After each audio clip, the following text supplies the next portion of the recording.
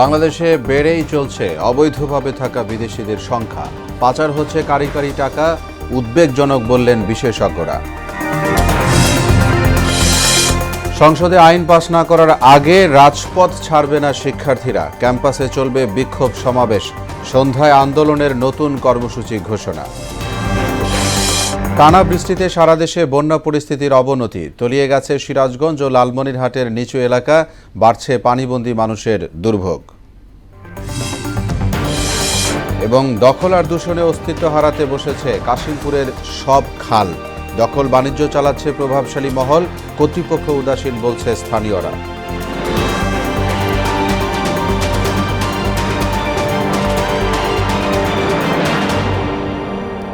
আসসালামু আলাইকুম। আমন্ত্রণ মোহনা সংবাদে এতক্ষণ শুনছিলেন শিরোনাম। আপনাদের সঙ্গে আছি মোহাম্মদ ওয়ালিউল্লাহ। এবার বিস্তারিত। বাংলাদেশে বেড়েই চলেছে অবৈধ বিদেশি এবং ভিসা নীতি লঙ্ঘন করে কর্মরতদের সংখ্যা। বিভিন্ন সেক্টরে নিয়োজিত নানা দেশের নাগরিকরা সরকারকে ট্যাক্স ও ভ্যাট দেয়া ছাড়াই অবৈধভাবে নিয়ে যাচ্ছেন কারি কারি টাকা, যা পাচারের শামিল বলে মনে করছেন বিশেষজ্ঞরা। তাদের মতে মনিটরিং এবং সমন্বয়ের অভাবে চলতে থাকা এই নৈরাজ্যের ফলে ক্রমান্বয়ে ধ্বংসের পথে ধাবিত হচ্ছে বাংলাদেশের অর্থনীতি, আর বঞ্চিত হচ্ছেন দেশের বিপুল শ্রমজীবী মানুষ। কাজী এহসান বিন দিদারের বিশেষ প্রতিবেদন। ক্যামেরায় ছিলেন আরিফ হোসেন। সরকারের বিভিন্ন দফতরের হিসাব অনুযায়ী দেশে অবৈধভাবে অবস্থানরত বিদেশির সংখ্যা ৫ লাখ। তবে দুর্নীতি বিরোধী সংস্থা ট্রান্সপারেন্সি ইন্টারন্যাশনাল বাংলাদেশ এবং নাগরিকদের অধিকার ও সুরক্ষা নিয়ে কাজ করা সংগঠন অবৈধ বিদেশি খেদাও আন্দোলন বলছে, বাস্তবে এই সংখ্যা অনেক বেশি। ১৬৯টা দেশের ১০ থেকে ১৫ লক্ষ নাগরিক বাংলাদেশে অবৈধভাবে কাজ করছে। স্বরাষ্ট্র মন্ত্রণালয়ের বরাত দিয়ে সংস্থা দুটি বলছে, দেশে বৈধ বিদেশি কর্মীর সংখ্যা প্রায় ২ লাখ, আর এদের ন্যূনতম গড় মাসিক বেতন $১,৫০০ মার্কিন। ৩০% স্থানীয় ব্যয় বাদে বাকি অর্থের প্রায় পুরোটি চলে যাচ্ছে বিদেশে। সংস্থা দুটির তথ্য মতে বিদেশিদের হাত ধরে দেশ থেকে প্রতি বছর $৫ থেকে $১০ বিলিয়ন চলে যাচ্ছে। তাদের মাধ্যমে বাংলাদেশ থেকে বছরে গড়ে কমপক্ষে $৩ বিলিয়ন পাচার হচ্ছে। শুধু ইন্ডিয়ায় ২০১৭ সাল থেকে ১০,০০০ কোটি টাকার বেশি টাকা তারা নিয়ে যাচ্ছে। এ তো গেল বৈধ অবৈধ বিদেশির সমীকরণ। অন্যদিকে কর্তৃপক্ষের নানামুখী সংকটের ফায়দা লুটে ভিসা নীতি লঙ্ঘন করে ভ্রমণ ভিসায় বাংলাদেশে এসে বিভিন্ন সেক্টরে কাজ করছেন বিপুল সংখ্যক বিদেশি। এমনকি সকালে এসে সন্ধ্যায় নিজ দেশে ফিরে যাচ্ছেন, আর সঙ্গে করে নিয়ে যাচ্ছেন মোটা অঙ্কের টাকা। ট্যুরিস্ট ভিসা আসে, কিন্তু এসে তারা হয়তো একটা কারখানা সেট আপ করার কাজে লেগে গেল। বেশিরভাগ ক্ষেত্রেই তারা টুরিস্ট ভিসা নিয়ে এসে এখানে কর্মরত রয়েছেন। সবচেয়ে বেশি কাজ করে গার্মেন্টস সেক্টরে, তারপরে আইটি, টেক্সটাইল সেক্টরে এবং বিদেশি ইপিজেড যেগুলো আছে সেগুলো। এমন অব্যবস্থাপনার জন্য সরকারের সংশ্লিষ্টদের দোষারোপ করার পাশাপাশি নিজ দেশের নাগরিকদের কর্মদক্ষতার অভাব এবং দুর্নীতিকে দায়ী করেছেন সাবেক এই রাষ্ট্রদূত। সেবার ব্রতটাকে যদি আমরা মনে রেখে করি, তাহলে তো আমিও কম্পিটিটিভ অ্যাট্রাকশন তৈরি করতে পারি, এবং সেই ক্ষেত্রে তো আমার, আপনি যে সমস্যাটার কথা বলবেন সেই সমস্যাটা তৈরিই হবে। তা আমরা সেটাকে চিন্তা করছি। এই যে ভিসা পদ্ধতি যেটা আছে সেটাকে সহজীকরণের যে কাজটা বলা হয়, সেই কাজটায় খানিকটা আমার ধারণা আমরা খুব বেশি অগ্রগতি করতে পারিনি। বিশেষজ্ঞরা বলছেন, গত ১.৫ দশক ধরে বাংলাদেশে এই অবৈধ বিদেশি শ্রমিকরা কর্মক্ষেত্র দখল করে রেখেছে। ফলে দেশের নাগরিকরা যোগ্যতা অনুযায়ী নিয়োগ পাওয়ার অধিকার থেকে বঞ্চিত হচ্ছেন। এই দিকটা তুলে ধরে তাদের প্রত্যাশা, বিভিন্ন রাষ্ট্রে গিয়ে অবৈধ বাংলাদেশিরা যখন নানা ধরনের হয়রানি মামলার সম্মুখীন, এমন বাস্তবতায় দেশে অবস্থানরত অবৈধ বিদেশিদের বিরুদ্ধে কঠোর পদক্ষেপ নেবে কর্তৃপক্ষ। ভিসার একটা স্টাম্প করে দেবেন যে যারা ট্যুরিস্ট ভিসা আসে তাদের জন্য এমপ্লয়মেন্ট প্রহিবিটেড। কাজী এহসান বিন দিদার, মোহনা সংবাদ, ঢাকা। কোটা বিরোধী আন্দোলনকারীদের উপর হামলার প্রতিবাদে রাজধানীর শাহবাগ সহ দেশের বিভিন্ন স্থানে বিক্ষোভ সমাবেশ হয়েছে। বৈষম্য বিরোধী ছাত্র আন্দোলনের এই সমাবেশে নিন্দা ও প্রতিবাদ জানিয়ে আগামীতে সমুচিত জবাব দেওয়ার হুঁশিয়ারি দেওয়া হয়। আজ সন্ধ্যায় ঢাকা বিশ্ববিদ্যালয় কেন্দ্রীয় গ্রন্থাগারের সামনে প্রেস ব্রিফিংয়ে পরবর্তী কর্মসূচির ঘোষণা দেওয়া হবে। বিস্তারিত জানাচ্ছেন এমআর আসাদ। আন্দোলনের দ্বাদশ দিনে পূর্ব ঘোষিত কর্মসূচির অংশ হিসেবে ঢাকা বিশ্ববিদ্যালয় এলাকায় বিক্ষোভ মিছিল নিয়ে জড়ো হতে থাকেন শিক্ষার্থীরা। মিছিল বিশ্ববিদ্যালয়ের হলগুলোর সামনে হয়ে টিএসসি প্রদক্ষিণ করে শাহবাগে এসে সমাবেশে যোগ দেয়। কুমিল্লা বিশ্ববিদ্যালয় সহ দেশের বিভিন্ন স্থানে পুলিশি হামলার ঘটনায় নিন্দা ও ক্ষোভ প্রকাশ করেন সমাবেশে অংশ নেয়া শিক্ষার্থীরা। 2024 কোটা সংস্কার আন্দোলনে কেউ শহীদ হয় তাহলে তার প্রভাব রাষ্ট্রের উপর খুবই গভীর হয়ে পড়বে। পুলিশের মাধ্যমে সরকার দল ভারী করা, আমার মনে হয় এইটাই ম্যাচ আন্দোলনগুলো করে থাকে। এখানে আসলে সরকারি একটা যে দালালি বাহিনী, যেটাকে আমরা সবাই পুলিশ বাহিনী হিসেবে চিনে থাকি, এদের একটা হস্তক্ষেপ আমাদের উপর থাকে। সরকার পক্ষ কোনো ধরনের ঝামেলা চায় না, আর তারা সরকারের একটা অংশ। মেধাবীদের বিপরীতে দাঁড়িয়ে বাংলাদেশ ছাত্রলীগের কোটার পক্ষে অবস্থান নেয়ার সমালোচনাও ছিল সমন্বয়কদের বক্তব্যে। স্টুডেন্টরা কিছু ন্যায্য দাবি নিয়ে মাঠে নামলেই তাদেরকে বাধা দিতে হবে, লাঠিচার্জ করতে হবে, এই যে তাদের মাথায় একটা ঢুকে গেছে, আমার মনে হয় ওইটাই ওনাদের মাথার মধ্যে এখনো বসে আছেন। ছাত্রলীগের নেতা পর্যায়ের যারা এই ধরনের বক্তব্য দিচ্ছেন, তারা চাকরি করবেন না বা তারা চাকরি করছেন না, তাদের চাকরির বয়সও শেষ। আমাদের কাছে এটা বোধগম্য নয় যে একটা ছাত্র সংগঠন হয়ে কিভাবে ছাত্রদের স্বার্থের বিপক্ষে দাঁড়াতে পারে। কোটা আন্দোলন কিন্তু কোনো দলের বা মতের আন্দোলন নয়, এটা শিক্ষার্থীদের স্বার্থের আন্দোলন। শনিবার সন্ধ্যা 6টায় বিশ্ববিদ্যালয় গ্রন্থাগারের সামনে সংবাদ সম্মেলনে ঘোষণা করা হবে পরবর্তী কর্মসূচি। 6টায় আমরা আমাদের পরবর্তী কঠোর কর্মসূচি নিয়ে একটি প্রেস ব্রিফিং করব। MR আসাদ, মোহনা সংবাদ, ঢাকা। বৃষ্টির কারণে সারা দেশে বন্যা পরিস্থিতির কিছুটা অবনতি হয়েছে। এতে বেড়ে গেছে দুর্গত মানুষদের ভোগান্তি। এদিকে সিরাজগঞ্জে এখনও বিপদসীমার উপর দিয়ে বইছে যমুনা নদীর পানি। তিস্তা নদীর পানি বাড়তে থাকায় লালমনিরহাটের নিচু এলাকা তলিয়ে গেছে। এতে চরম ভোগান্তিতে পড়েছেন বানভাসীরা। আরও জানাচ্ছেন শারমিন স্বর্ণা।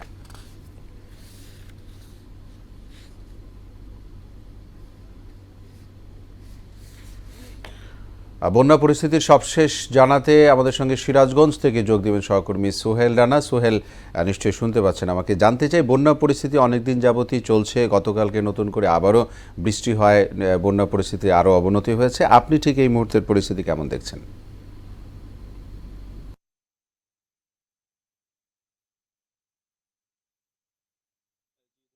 আপনি জানেন এবং যমুনায় কিন্তু ক্রমাগতভাবে পানি বৃদ্ধি পাওয়ার কারণে কিন্তু অঞ্চলে প্লাবিত জেলার 5টি উপজেলায় কিন্তু 34টি ইউনিয়নে কিন্তু নিম্ন অঞ্চল এবং চরাঞ্চলগুলো প্লাবিত হয়েছে। কিন্তু গত 12 ঘন্টায় কিন্তু যমুনা নদীর পানি কমতে থাকায় বিপদ সীমার 35 সেন্টিমিটার উপর দিয়ে কিন্তু প্রবাহিত হচ্ছে বর্তমানে। এখন এই অঞ্চলে লোকজন কিন্তু অনেকটাই দুর্বিষহে জীবনযাপন করছে। তা অনেকেই খাদ্য সংকট এবং গোখাদ্য সংকটে কিন্তু ভুগছেন, এবং যারা শ্রমজীবী মানুষ আছে তারা কিন্তু কোনো কাজকর্মে যেতে পারছে না। এই জন্য কিন্তু তারা কিন্তু অনেকটা ভোগান্তি এবং খাদ্য সংকটে ভোগার কারণে কিন্তু এই অঞ্চলের লোকজন অনেকটা দুর্বিষহে পড়েছে। আমরা একটু দেখাতে চাই যে এখনো কিন্তু বিপদ সীমার 35 সেন্টিমিটার উপরে থাকার কারণে কিন্তু নিম্ন অঞ্চলের যে বাড়ি ঘর রয়েছে এবং রাস্তা রয়েছে, সেগুলো কিন্তু এখনো প্লাবিত হওয়ার কারণে কিন্তু মানুষজন অনেকটাই কষ্টে জীবনযাপন করছে। একমাত্র রাস্তা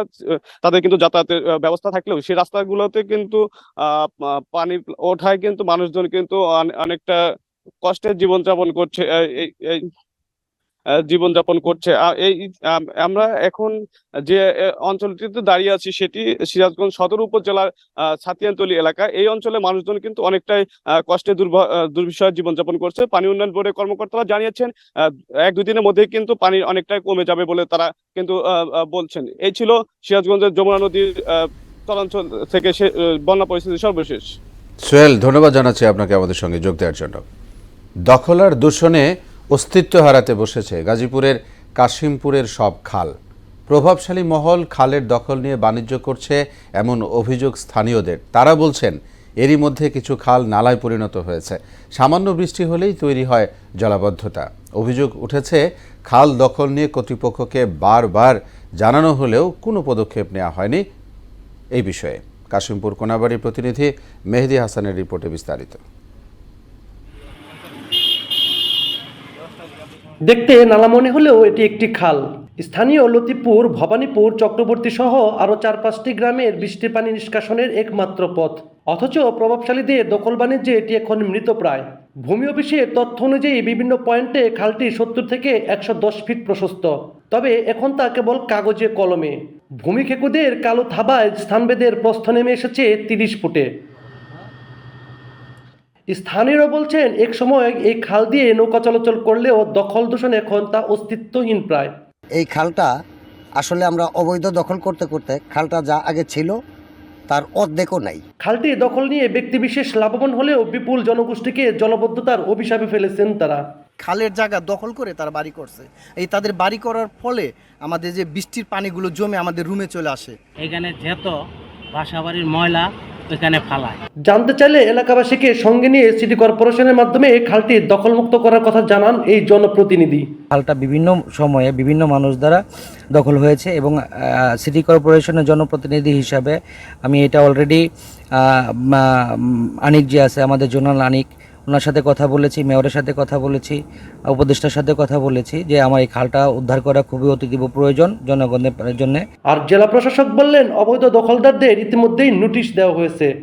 যারা অবৈধ দখলদার আছে ওইখানে উনি প্রায় 20-25টি দোকানের কথা বলেছেন, সেগুলোকে সাথে সাথে নোটিশ দেওয়া হয়েছে।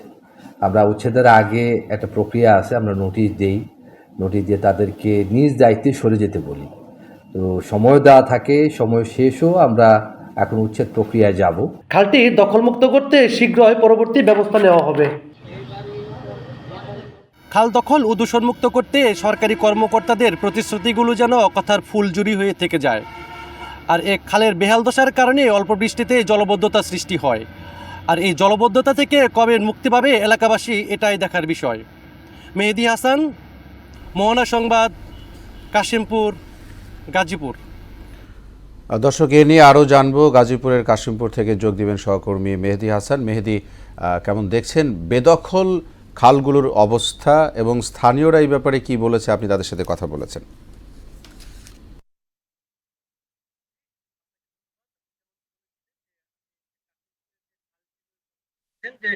আমি এখন যে দাঁড়িয়ে রয়েছি সেটা হচ্ছে চক্রবর্তী এলাকায়। সেই চক্রবর্তী থেকে এই খালটি ভবানীপুর, লতিফপুর থেকে আরো 4-5টি গ্রামের হয়ে কিন্তু এই খালটি তুরাগ নদী সংযোগ ছিল এবং এই দিক দিয়ে বংশাই নদী পর্যন্ত সংযোগ ছিল। কিন্তু একটি প্রভাবশালী মহল সেই খালটাকে দখল করতে করতে এটাকে অনেকেই দোকান করেছে এবং অনেকেই বহুতল ভবনও করেছে।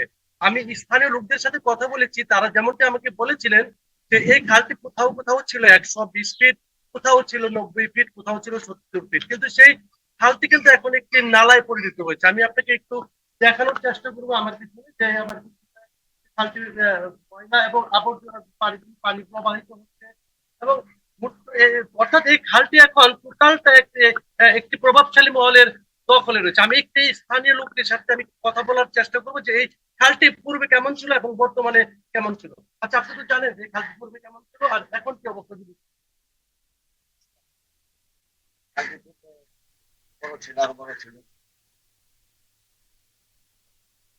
এখন দুই পাশ থেকে খালটা ভরাট হইতে একটা ওই। ধন্যবাদ, ধন্যবাদ। উনি যেমনটি বলেছিলেন যে এই খালটি একসময় ছিল 120 ফিট এবং এই খাল দিয়ে একসময় নৌকা চলাচল করতো। সেই এখন প্রভাবশালীরা দখলদাররা এটা দখল করার পরে কিন্তু এটি একটি নালায় পরিণত হয়েছে। এখন এটিকে খাল বলেই চেনা যাচ্ছে না। তো বলি, এই ছিল আমার কাছে সর্বশেষ কাশিমপুর থেকে খাল দখলের সর্বশেষ। মেহেদী, ধন্যবাদ আপনাকে। ব্রাহ্মণবাড়িয়ার নবীনগর হাওরে কচুরিপানা থেকে তৈরি হচ্ছে জৈব সার। গুণে মানে ভালো, দামে কম হওয়ায় জলকমল নামের এ সার চাষে আগ্রহ বাড়ছে কৃষকের। গুণগত মানের স্বীকৃতি মেলায় এখন বাণিজ্যিকভাবে 10টি প্ল্যান্ট স্থাপন করা হবে, যেখানে প্রতি মাসে উৎপাদন হবে 50 টন জৈব সার। ব্রাহ্মণবাড়িয়া থেকে মোহাম্মদ শাহজাদার পাঠানো প্রতিবেদন, জানাচ্ছেন তানজিদ ভুইয়া।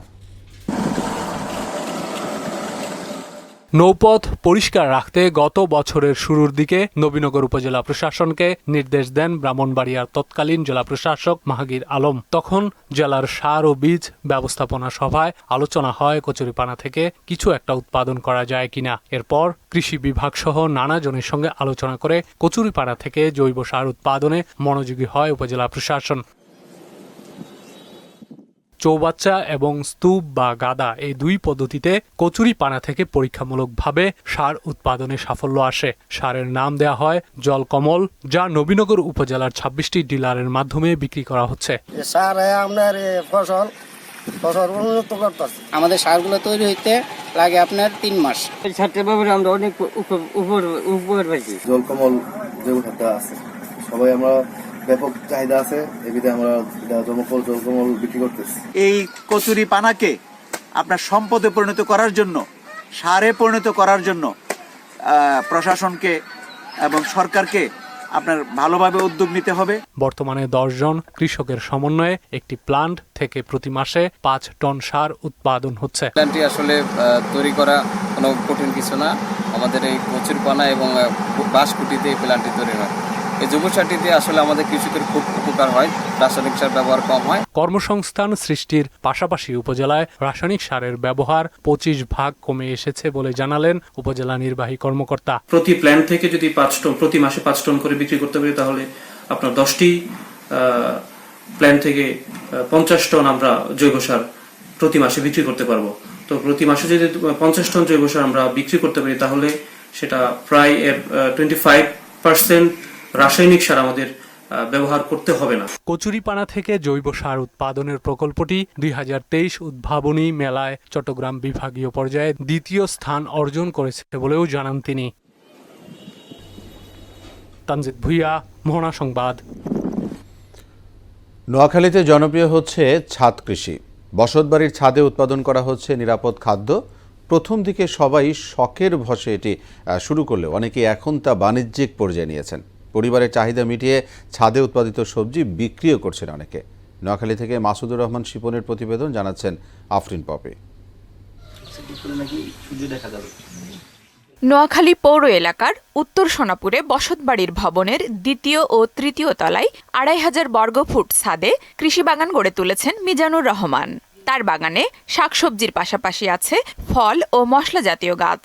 প্রথম দিকে শখের বশে শুরু করলেও এখন পরিবারের চাহিদা মিটিয়ে উৎপাদিত পণ্য বাণিজ্যিকভাবে বিক্রি করছেন মিজানুর।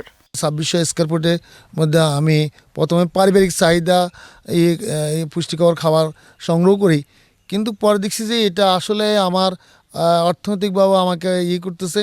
যেগুলো আমি মার্কেট থেকে প্রায় দৈনন্দিন আমার 400-500 টাকা খরচ হইতো, সেটা তরকারি আমার কিনা লাগতেছে না, তো সেটা আমি এখান থেকে পাচ্ছি। মিজানুরের সাফল্য দেখে উদ্বুদ্ধ হয়ে অনেকেই শুরু করেছেন ছাদ কৃষি। একটু জায়গার ভিতরে ছাদ বাগান করছে, অনেক ভালো লাগছে, অনেক সুন্দর লাগছে দেখে। তারপরে আমিও উদ্বুদ্ধ হলাম, আমিও আমার কিছু জায়গা আছে আমি করব। বাগানে লাউ, কুমড়া, চিচিঙ্গা, করলা, বিভিন্ন পুষ্টিকর ফলও আছে। সময়ের সাথে তাল মিলিয়ে কৃষককে ছাদ কৃষি উপযোগী প্রযুক্তি ও প্রয়োজনীয় পরামর্শ দিচ্ছে কৃষি বিভাগ। কতটুকু সার, কতটুকু ইউরিয়া বা টিএসপি, এমওপি পানিতে মিশিয়ে স্প্রে করা যাবে সেই সম্বন্ধে পরামর্শ দিচ্ছি। আমরা নিরাপদ ফসল চাচ্ছি, সেক্ষেত্রে বালাইনাশক আমাদের জৈব বালাইনাশক আমরা ব্যবহারের জন্য সকলের সহযোগিতা চাচ্ছি এবং কৃষককে এই ব্যাপারে প্রয়োজনীয় পরামর্শ দিচ্ছি। মিজানুর রহমানের ছাদ বাগানে 3 শতাধিক মরিচ গাছ সহ আছে সবজি, ফল ও মশলা জাতীয় 50 প্রকারের গাছ। আফরিন পপি, মোহনা সংবাদ। খেলার খবর ফুটবল। জয়পুরহাটের 5 বিবির হাজরাপুর আদিবাসী পল্লীতে অনুষ্ঠিত হলো ফুটবল টুর্নামেন্ট। সমাপনী খেলায় দিনাজপুরের নবাবগঞ্জ 3-1 গোলে জয়পুরহাট আদিবাসী দলকে পরাজিত করে। এদিকে গাজীপুরের কালিয়াকৈরে আব্দুস সাত্তার স্মৃতি গোল্ড কাপ ফুটবল টুর্নামেন্টের উদ্বোধনী খেলায় গোড়াই টেক ইট রেস্টুরেন্ট একাদশকে হারিয়ে 1-0 গোলে জিরানি মাঝি স্পোর্টিং ক্লাব বিজয়ী হয়। এছাড়া সাতক্ষীরার ভাদ্রায় 8 দলীয় রোহান ফুটবল টুর্নামেন্টের ফাইনাল খেলায় সৈকত ফুটবল স্পোর্টিং ক্লাবকে হারিয়ে 1 গোলে জয় লাভ করে বাউকোলা ফুটবল স্পোর্টিং ক্লাব। দর্শক, সংবাদের এ পর্যায়ে সবাইকে আমন্ত্রণ জানাচ্ছি সংবাদপত্রের পর্যালোচনা ভিত্তিক পত্রিকার চোখে দেশ অনুষ্ঠানে।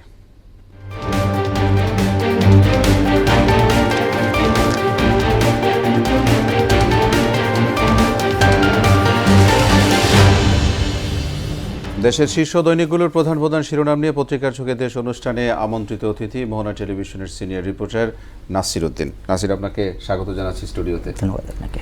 আপনাকে ধন্যবাদ। আমরা পত্রিকার শিরোনামগুলো পড়ব, তারপরে এসে আপনার সাথে আলোচনায় যাব। আমি শিরোনামগুলো পড়ছি। রয়েছে প্রথম আলো শুরুতেই, তারা শিরোনাম করেছে 730 কোটি টাকা ব্যয় তবু ডুবল ঢাকা, অল্প সময়ে অধিক বৃষ্টির বিপদ বাড়ছে, সংসদ সদস্যদের টানাটানি 6 বছরে হয়নি একটি গুদামও। ইত্তেফাকের শিরোনাম দেখব, রেকর্ড বৃষ্টিতে নাকাল নগরবাসী, নিউ মার্কেট দোকানে পানি, ব্যবসায়ীদের ক্ষতি, গ্যাস উৎপাদন সর্বনিম্ন পর্যায়ে, বিক্ষোভে সরব ছিলেন শিক্ষার্থীরা, কোটা আন্দোলনে হামলার প্রতিবাদ। সমকালের শিরোনাম, সরকারি সহায়তার সমতা স্কিমে নিবন্ধন বেশি, বৃষ্টিতে ভাসল রাজধানী। সবাই একই ধরনের শিরোনাম করেছে গতকালকের বৃষ্টির বিষয়ে। বাংলাদেশ প্রতিদিন তাদেরও শিরোনাম, বৃষ্টিতে ডুবল ঢাকা, দুর্ভোগ, অধিকাংশ সড়ক অলিগলিতে হাঁটু পানি, সীমাহীন ভোগান্তিতে নগরবাসী, পানির নিচে অনেক দোকান, ক্ষতির মুখে ব্যবসায়ীরা। ফের শুরু হচ্ছে এলিভেটেড এক্সপ্রেসের কাজ। যুগান্তরের শিরোনাম দেখব, জলজটে নাকাল নগরবাসী, রাজধানীতে 6 ঘন্টা 130 মিলিমিটার বৃষ্টি, কর্মেই চিরকাল বেঁচে থাকবেন নুরুল ইসলাম। দেশ রূপান্তরের শিরোনাম, ঢাকা জলে ঢাকা, জন্ম নিয়ন্ত্রণ সামগ্রীর মজুদ শূন্য, টানা হরতাল অবরোধের চিন্তা, সারা দেশে বিক্ষোভ, আজ নতুন কর্মসূচি। কোটা বিরোধীর বিষয়। বণিক বার্তা শিরোনাম করেছে, চাহিদার তুলনায় উৎপাদন বেশি, উৎপাদন খরচ মাত্র 10 টাকা, তবু আলুর কেজি 60 টাকা। কি ভুল হয়েছে বাংলাদেশের চীন নীতিতে? The daily star, downpour drowns parts of Dhaka, reforms must be well thought out. Experts say 2018 quota abolishment done hurriedly.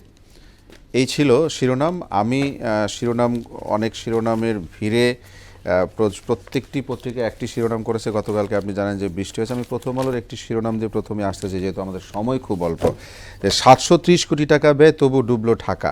আমি এই শিরোনামের এগেনস্টে আমিও বলছি যে এই যে এত টাকা ব্যয় করা হয়েছে 2 সিটি কর্পোরেশনের জলাবদ্ধতা নিরসনে, মেয়র এসেছে, মেয়র গেছে, সময় চলে গেছে বছরের পর বছর, কিন্তু এই অল্প একটু গতকালকে 6টা থেকে 9টা পর্যন্ত একটু ভালোর মতো বৃষ্টি হয়েছে, এরপরে বৃষ্টি ছিল অল্প। এরকম একটি বৃষ্টিতেই গতকালকের যে চিত্রগুলো আমরা দেখেছি, আপনি একটু বলবেন। হ্যাঁ, সবগুলো পত্রিকাই তো দেখছি যে তারা প্রধান শিরোনাম করেছে। একটা বিষয়, কি হয়েছে গতকালকে, কতটুকু বৃষ্টি হয়েছে, তাতেই ঢাকা কি পরিস্থিতি আমরা দেখেছি। টেলিভিশনের মাধ্যমে, পত্রিকার মাধ্যমে যারা রাস্তায় বের না হয়েছে তারাও দেখেছে। আমি একটু বলতে চাই কেন এই ঘটনাটা ঘটছে, আমরা কি দেখছি আসলে। ধরেন প্রকল্প নেওয়া হচ্ছে, আপনি যেটা বললেন যে 700 কোটির বেশি খরচ করা হয়েছে 2 সিটির মাধ্যমে, তারা প্রকল্পও নিচ্ছে, তারা ড্রেনেজ পরিষ্কারও করছে। কিন্তু একটা বিষয়, যেখানে যেখানে ড্রেন থেকে পানি যাওয়ার পরে পানিটা যেখানে গিয়ে আবার পড়বে, সেই খালগুলো সেই পানি অ্যাবজর্ব করার মতো অবস্থায় আছে কিনা সেটাও দেখার বিষয় আছে। রাইট, সেই জায়গাটাতে বোধহয় ঘাটতি। আমরা মেয়ররা হয়তো খুব চেষ্টা করছে যে ড্রেনগুলোকে পরিষ্কার করে রাখা, সেটা তো সারা বছর না, যখন মনে করছে যে এখন বৃষ্টি হবে তখন কিছুটা উদ্যোগ আমরা দেখি যে এখন সড়ক খোঁড়াখুড়ি কাটাকাটি করা হচ্ছে। এটা কিন্তু সারা বছরের চিত্র না, বা বৃষ্টির সময়টাতে করা হচ্ছে, বর্ষাকালে করা হয়, বর্ষাকালেই করা হচ্ছে। অনেক কথা আমরা শুনেছি বিভিন্ন জায়গায়, টকশোতে শুনেছি অনেক জায়গায়, কিন্তু এটির কোনো পরিবর্তন হয়নি।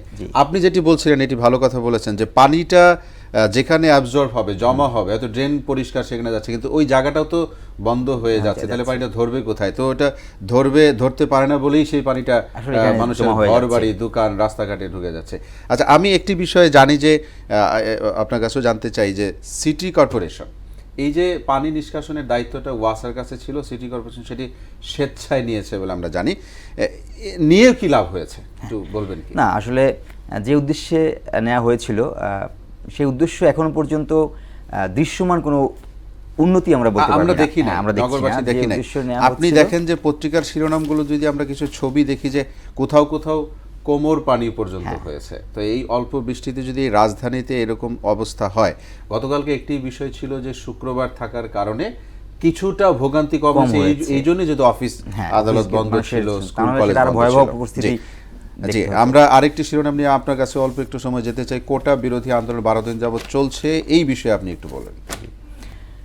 আসলে কোটা বিরোধী আন্দোলন আমরা দেখছিলাম গত 12 দিন থেকেই, তার ভিতরে অনেক ঘটনা, তার সন্ধ্যায় কর্মসূচি দেবে, যদিও আজকে বাংলা ব্লকেট নেই, আজকে অনলাইন এবং অফলাইনে তারা ক্লাস বর্জন সহ এইসব কর্মসূচি দিয়েছে, এবং সন্ধ্যায় নতুন কর্মসূচি আসবে। কী কর্মসূচি আসবে সেটা এখনও বোঝা যাচ্ছে না। তবে শিক্ষার্থীরা যে আদালতের যে রায়ের পরেও তারা যে সেটাকে মেনে নিয়ে যে তারা আন্দোলন থেকে উঠে গেছে সেটা তো না, নতুন কর্মসূচি ঘোষণা করলেও যে উঠে যাবে সেরকম আপাতত দৃষ্টিতে মনে হচ্ছে না। বোঝা যাবে যে তারা অন্য কোনো কর্মসূচি দিতে পারে, সেটা তখন পর্যন্ত ওয়েট করতে হবে আমাদেরকে আসলে কি কর্মসূচি আসে।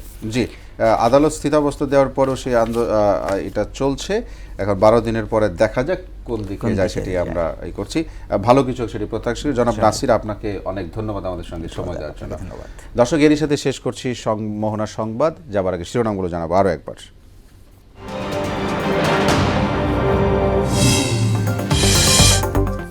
বাংলাদেশে বেড়ে চলছে অবৈধভাবে থাকা বিদেশিদের সংখ্যা, পাচার হচ্ছে কারি টাকা, উদ্বেগজনক বললেন বিশেষজ্ঞরা।